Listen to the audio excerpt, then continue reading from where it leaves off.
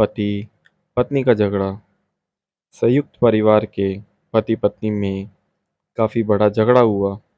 यह झगड़ा उन छोटे छोटे झगड़ों से ज़्यादा गंभीर था जो हर पति पत्नी में सामान्यत होता है, क्योंकि इस झगड़े में एक दूसरे की आलोचना करते करते बात इतनी बिगड़ गई कि पति पत्नी एक दूसरे से अब तलाक मांगने तक बातें करने लगे थे। संयुक्त परिवार के बाकी के सभी लोग बहुत परेशान हो गए और वह सब किसी तरह इन दोनों को समझाकर इस झगड़े का अंत करना चाहते थे। जब सभी के प्रयास काम नहीं आए तो वे लोग पति पत्नी के इस जोड़े को घर के सबसे बुजुर्ग सदस्य यानी दादाजी के पास लेकर गए। जब दोनों पति पत्नी दादाजी के कमरे में प्रवेश किए तो दादाजी ने उन दोनों को बैठने के लिए कहा और फिर पूछा कि बताओ, तुम्हारी समस्या क्या है।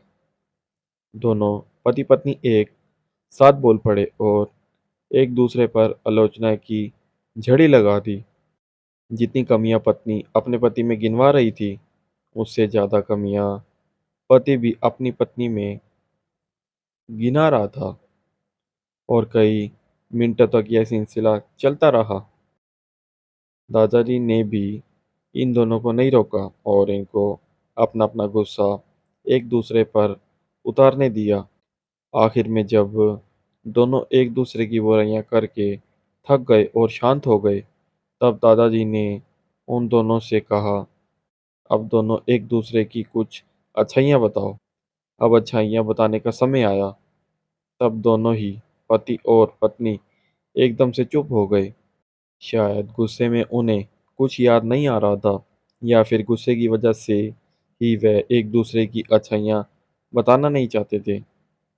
दादाजी ने यह बात भी महसूस कर ली। थोड़ी देर तक जब कोई नहीं बोला तब दादाजी ने कहा, अच्छा ठीक है, यह लो पेपर और पेन और एक दूसरे की अच्छाइयाँ इसमें लिखो। पति पत्नी दोनों ने ही पेन और पेपर लिया और एक दूसरे से काफी दूर जाकर बैठ गए। थोड़ी देर तक न पति ने कुछ लिखा न पत्नी ने।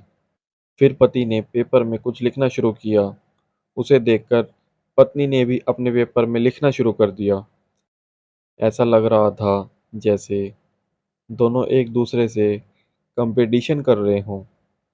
काफी समय तक दोनों ने पेपर में लिखा और जब पेपर लिखावट से भर गया, तब दोनों ही अपना अपना पेपर लेकर दादाजी के पास उन्हें देने के लिए गए।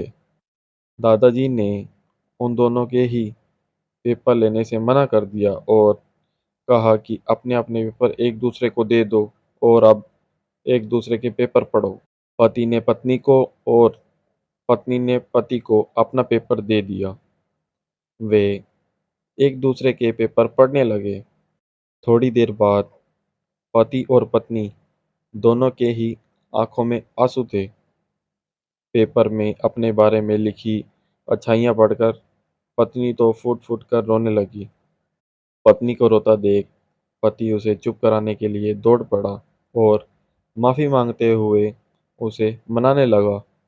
पत्नी ने भी पति से माफ़ी मांगी और माहौल ऐसा हो गया जैसे कभी कोई झगड़ा हुआ ही नहीं था। दोस्तों, कमियां और खूबियां जगत के हर इंसान में होती हैं। अब हमारे ऊपर होता है कि हम कमियां देखकर अपने जीवन को नरक बना लें या खूबियां देखकर अपने जीवन को स्वर्ग बना दें।